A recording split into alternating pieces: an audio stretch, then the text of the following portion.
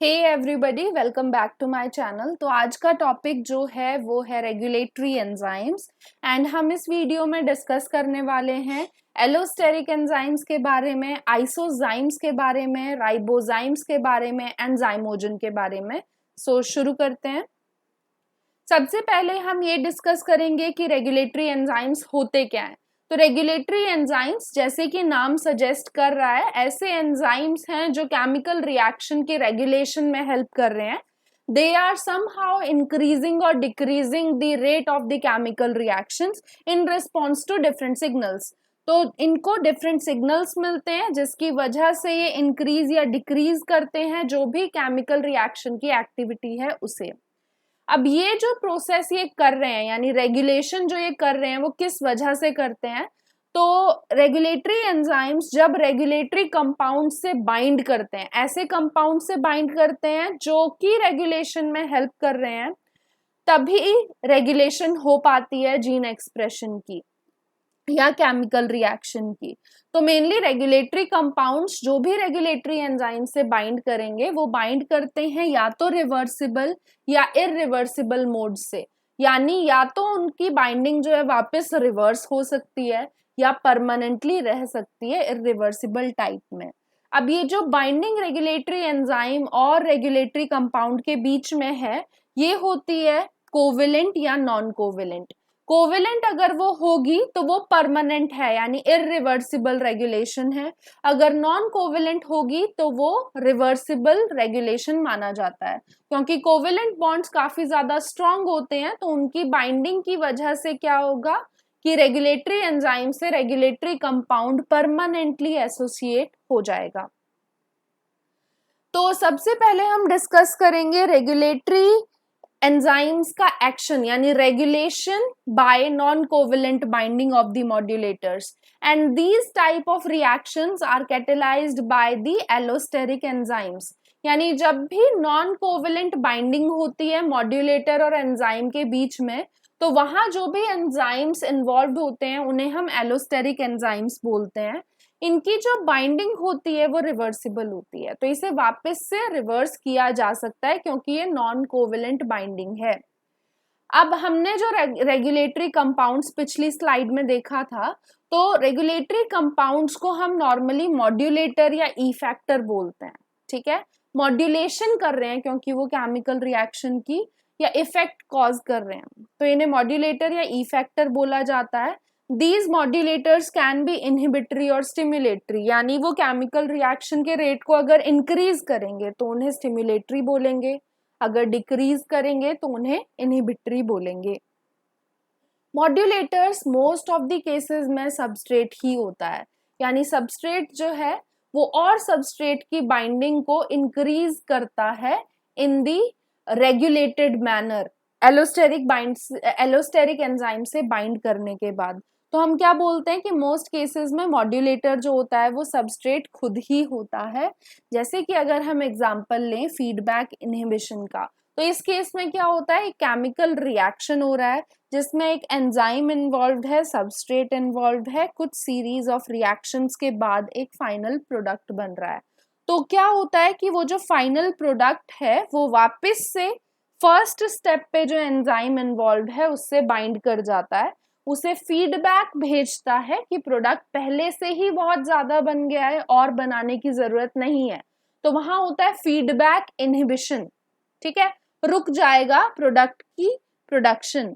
अब जो भी एलोस्टेरिक एंजाइम्स होते हैं वो दो तरीके से काम करते हैं। एक कंडीशन होती है होमोट्रॉपिक और दूसरी होती है हेटेरोट्रॉपिक। अब दोनों में क्या डिफरेंस होता है? होमोट्रॉपिक होती है जब जो एंजाइम है उससे जो मॉड्यूलेटर बाइंड कर रहा है और उससे जो सबस्ट्रेट बाइंड कर रहा है वो आइडेंटिकल है, दोनों सेम है, इसलिए होमो।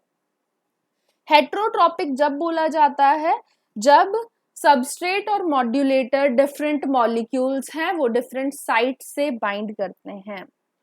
तो एलोस्टेरिक एंजाइम्स को कंसीडर किया जाता है ओलिगोमेरिक। एलोस्टेरिक एंजाइम्स को ओलिगोमेरिक बोलते हैं।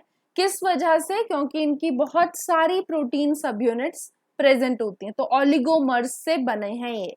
नेक्स्ट चीज हम क्या बोलेंगे कि इनके पास two functionally different binding sites होती हैं। एलोस्टेरिक एंजाइम्स के पास दो साइट्स होंगी, एक होगी जिससे सबस्ट्रेट बाइंड करेगा और उसे बोलेंगे एक्टिव साइट, और दूसरी होगी जिससे कि allosteric molecule, regulatory molecule bind करेगा, यानी मॉड्यूलेटर बाइंड करेगा, जिससे बोलेंगे एलोस्टेरिक या फिर रेगुलेटरी साइट। तो जो भी ये रेगुलेटरी मॉलिक्यूल्स होते हैं, रेगुलेटरी कंपाउंड्स होते हैं या मॉड्यूलेटर्स होते हैं, ये दो कैटेगरीज से बिलोंग करते हैं। एक होता है एक्टिवेटर और दूसरा होता है इनहिबिटर। नाम से पता चल रहा है, एक्टिवेटर जो होंगे वो एंजाइम के जो भी केमिकल रिएक्शन है वो जो कैटेलाइज कर रहा है उसके रेट को एक्टिवेट कर देंगे, इंक्रीज कर देंगे। इनहिबिटर्स उसके रेट को, केमिकल रिएक्शन के रेट को डिक्रीज कर देते हैं। तो इस तरीके से वो काम करते हैं। यहाँ जो आप ये पूरा ब्लू कलर का मॉलिक्यूल देख रहे हो, ये है रेगुलेटरी एंजाइम और दी एलोस्टेरिक एंजाइम। इसके पास दो साइट्स हैं, एक है रेगुलेटरी साइट जिसे आर लेबल किया हुआ है, और दूसरी साइट है जिसे कैटालाइटिक साइट बोलते हैं, जिसे सी लेबल किया हुआ है। तो रेगुलेटरी साइट जो है उसके पास एक रीजन होगा, एक साइट होगा जिससे कि मॉड्यूलेटर आके बाइंड करेगा, और जो कैटालाइटिक साइट है उसके पास एक्टिव साइट होगी जिससे कि सबस्ट्रेट बाइंड करेगा। तो आप यहाँ देख रहे हो एम नाम का मॉड्यूलेटर है, वो सबसे पहले आता है और जो रेगुलेटरी साइट है एंजाइम की उससे बाइंड कर जाता है। तो जब इसकी बाइंडिंग होती है उस टाइम आप ये देख सकते हो कि एक्टिव साइट पे कुछ बाइंड नहीं किया हुआ है, यानी एक्टिव साइट से जो सबस्ट्रेट यानी एस आके बाइंड करेगा वो तभी बाइंड करता है जब मॉड्यूलेटर ऑलरेडी बाउंड है, क्योंकि मॉड्यूलेटर ही है जो एंजाइम के अंदर कुछ चेंजेस कर रहा है जिसकी वजह से सबस्ट्रेट उससे बाइंड कर पा रहा है और एंजाइम सबस्ट्रेट कॉम्प्लेक्स बन रहा है, जैसे कि आप इस वाले डायग्राम में देख सकते हो। सबस्ट्रेट भी बाइंड कर गया एंजाइम से, मॉड्यूलेटर तो पहले से ही बाउंड था। तो इनिशियली जो भी हमारे पास एंजाइम का मॉलिक्यूल था, ये वाला जो इनिशियल मॉलिक्यूल है, ये कैसा था? ये था लेस एक्टिव, वो इतना ज्यादा एक्टिव नहीं था कि वो सबस्ट्रेट से इंडिपेंडेंटली बाइंड कर सके।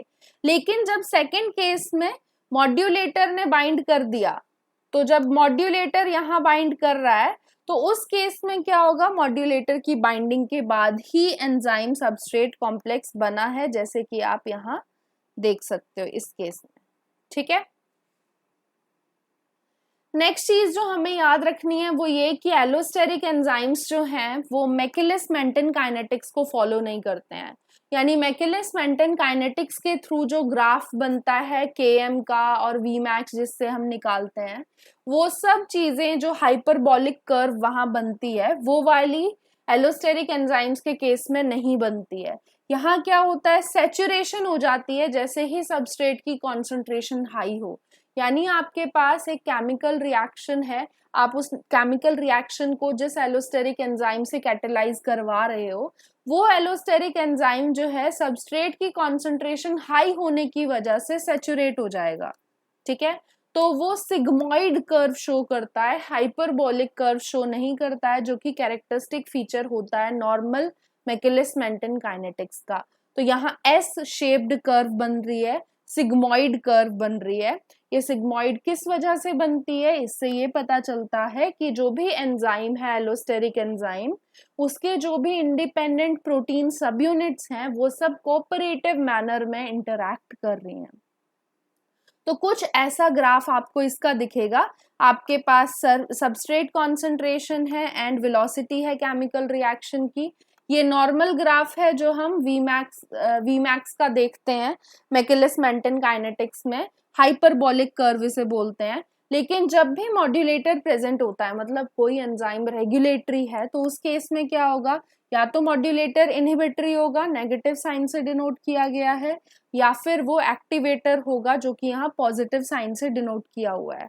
तो क्या होता है कि ये नॉर्मल कर्व शो नहीं करते, जो ये नॉर्मल कर्व अभी हमने देखी इस केस में, ये नॉर्मल कर्व शो नहीं करेंगे, पॉजिटिव वाला अलग कर्व शो करेगा, जैसे कि आप इस वाली ऊपर वाली कर्व में देख सकते हो।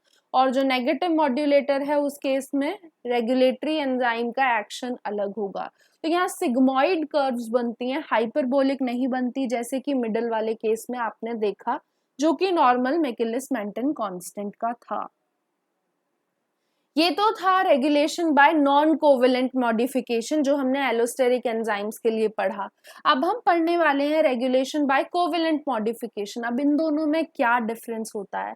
तो कोवेलेंट मॉडिफिकेशन जब भी होगी वो इरिवर्सिबल मैनर में होगी, क्योंकि कोवेलेंट मॉडिफिकेशन को हम रिवर्स नहीं कर सकते इजीली। कोवेलेंट मॉडिफिकेशन में आते हैं फॉस्फोराइलेशन, एडिनाइलाइलेशन और मिथाइलेशन। कुछ ऐसे कोवेलेंट मॉडिफिकेशंस होते हैं जो इरिवर्सिबल मैनर में हो रहे हैं, और जब भी ये मॉड्यूलेटर्स इस फॉर्म से यानी कोवेलेंट बाइंडिंग से रेगुलेटरी एंजाइम से बाइंड कर गए तो उस टाइम क्या होगा, इरिवर्सिबल होगी उनकी बाइंडिंग, परमानेंटली वो उनसे बाइंड कर जाएंगे। And more than 500 different molecules जो हैं वो मॉडिफाई करते हैं एंजाइम्स को by this covalent modification only. And most common covalent modification जो होती है सेल्स के अंदर वो होती है फॉस्फोराइलेशन, यानी एडिशन ऑफ फॉस्फेट ग्रुप। तीसरी टाइप की जो रेगुलेशन है उसे हम बोलते हैं प्रोटियोलिटिक एक्टिवेशन। यानी क्या होता है कि एंजाइम जो हैं वो बॉडी के अंदर, जैसे अगर हम अपनी बॉडी की बात करें तो पेनक्रियाज जो एंजाइम रिलीज करता है जैसे ट्रिप्सिनोजन, काइमोट्रिप्सिनोजन या प्रोकार्बोक्सीपेप्टिडेजेस, उन सब केसेस में क्या होता है कि वो सब एंजाइम इनएक्टिव फॉर्म में प्रोड्यूस हुए हैं, और जिस भी एरिया में उनको काम करना है, एक्शन उनका जिस भी एरिया में होना है उस एरिया में जाके वो एक्टिवेट होते हैं। तो वो एक्टिवेशन होता किस वजह से है? तो वो होता है बाय प्रोटियोलिटिक क्लीवेज, यानी उस प्रोटीन को कट करने से वो एक्टिवेशन होता है।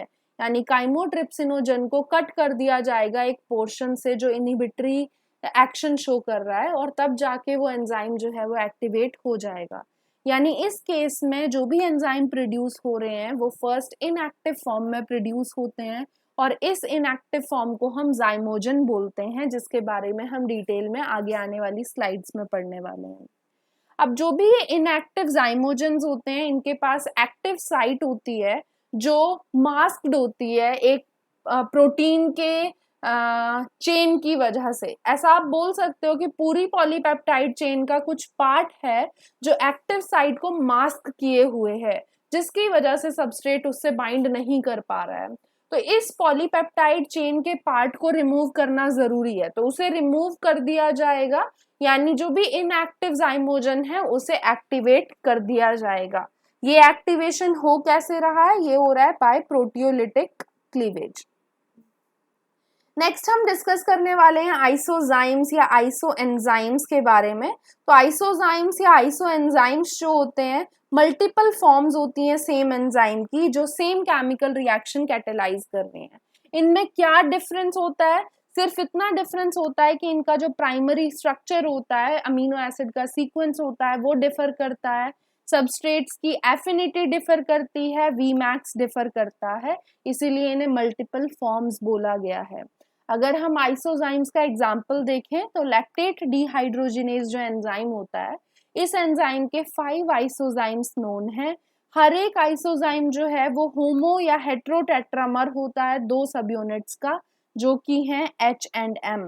तो H एंड M सब यूनिट्स जो हैं डिफरेंट कॉम्बिनेशन में प्रेजेंट होती है। जैसे फर्स्ट केस में आप देख रहे हो H 4 हैं, टेट्रामर बोल रहे हैं हम, तो 4 सब यूनिट्स होंगी। अब वो जो 4 सब यूनिट्स हैं वो कौन सी हैं? H हैं इस केस में, इसलिए इसे H4 बोला जाता है या LDH1 बोला जाता है, और ये हार्ट और आरबीसीज में मिलता है। लैक्टेट हाइड्रोजिनेज का दूसरा आइसोजाइम है HHM, जिसमें 3 सब यूनिट्स H की हैं और 1 सब यूनिट M की है, तो इसे H3M बोला जाता है, और इसका दूसरा नाम है LDH2, और ये प्रेजेंट होता है रेटिना के एंडोथीलियल सिस्टम में, एंडोथीलियल जो मेम्ब्रेन है उसके अंदर। तीसरा आइसोजाइम है HHM यानी H2M2 का, और इसको बोला जाता है LDH3, और ये लंग्स में पाया जाता है। लास्ट 2 जो हैं वो हैं HM3 और M4, ये दोनों जो हैं वो किडनी, प्लेसेंटा एंड लिवर या स्ट्राइटेड मसल्स में मिलते हैं। नेक्स्ट हम डिस्कस करेंगे जाइमोजेंस के बारे में। तो जाइमोजेंस जो होते हैं, जैसे अभी हमने प्रीवियसली डिस्कस किया, इनएक्टिव प्रिकर्सर हैं एंजाइम के, इनएक्टिव फॉर्म्स हैं एंजाइम की जो एक्टिवेट होती हैं after proteolytic cleavage. So there is cleavage by proteolytic method, जिसमें क्या हो रहा है कि एक्टिव फॉर्म बन रही है एंजाइम की। फॉर एग्जाम्पल, जैसे मैंने पहले डिस्कस किया था, ट्रिप्सिनोजन, काइमोट्रिप्सिनोजन एंड प्रोकार्बोक्सी पेप्टिडेजेस जो हैं वो जाइमोजन की फॉर्म में प्रोड्यूस होते हैं, बट जब भी उनमें प्रोटियोलिटिक क्लीवेज होती है तब उसके बाद फिर वो एक्टिवेट हो जाते हैं। लास्ट चीज जो आज हम डिस्कस करने वाले हैं दैट इज राइबोजाइम और आरएनए एंजाइम। अब ये कौन से एंजाइम होते हैं? जैसे कि हमने एंजाइम का सेक्शन जब स्टार्ट किया था, इसकी वीडियोस अपलोड करना स्टार्ट की थी, तो फर्स्ट वीडियो में हमने ये डिस्कस किया था कि most of the enzymes are protein, लेकिन कुछ ऐसे भी एंजाइम्स हैं जिनमें प्रोटीन नहीं होता है, वो आरएनए से बने होते हैं, उन्हीं को राइबोजाइम बोलते हैं या आरएनए एंजाइम बोलते हैं। इनके बारे में सबसे पहले डिस्क्राइब किया था कैली क्रूगर ने, लेकिन अगर डिस्कवरी की बात करें तो फर्स्ट डिस्कवरी इनकी हुई थी शेक के द्वारा आरएनए स्प्लाइसिंग मैकेनिज्म के थ्रू, जिसमें उन्होंने सीलिएटेड प्रोटोजोन जिसका नाम है टेट्राहाइमिना थर्मोफाइला का यूज किया था। एंड इंडिपेंडेंटली एल्टमैन ने भी बताया था राइबोजाइम्स के बारे में, और उन्होंने डिस्कस किया था आरएनएज पी को। अब ये चीज देखी गई साइंटिस्ट के द्वारा कि जो भी राइबोजाइम्स होते हैं वो तभी काम करते हैं जब उन्हें डाइवेलेंट मेटल आयंस मिलते हैं, यानी Mg2+ जैसे आयंस उन्हें मिलेंगे जो कि कोफैक्टर की तरह काम करेंगे। अगर हम राइबोजाइम्स की एग्जांपल लें तो RNase P, group 1 group 2 introns, hairpin ribozymes, hammerhead ribozymes कुछ इंपॉर्टेंट एंजाइम्स हैं जो कि आरएनए से बने होते हैं। तो आज की वीडियो में हमने काफ़ी चीज़ें एंजाइम्स की डिस्कस की हैं। ये एंजाइम्स वाले सेक्शन की लास्ट वीडियो थी। इसके बाद हम बायोलॉजिकल इंटरैक्शन के बारे में थोड़ा सा पढ़ेंगे कि अगर आपको ना पता हो कि कोवेलेंट या फिर नॉन कोवेलेंट इंटरैक्शंस क्या होती हैं तो उनके बारे में मैं एक वीडियो बनाऊंगी। उसको डिस्कस करने के बाद फिर हम बायो एनर्जेटिक्स पे मूव करेंगे, यानी हमारा बायोकेमिस्ट्री का पार्ट हो चुका है। जो भी इंपॉर्टेंट टॉपिक्स थे वो सब मैंने डिस्कस कर लिए हैं। हम बायो एनर्जेटिक्स पे मूव करेंगे, जिसमें हम डिस्कस करने वाले हैं कि रेस्पिरेशन किस टाइप से होता है, एरोबिक अनएरोबिक रेस्पिरेशन क्या होता है, उन सब चीज़ों को डिटेल में डिस्कस करेंगे। So stay tuned, good bye.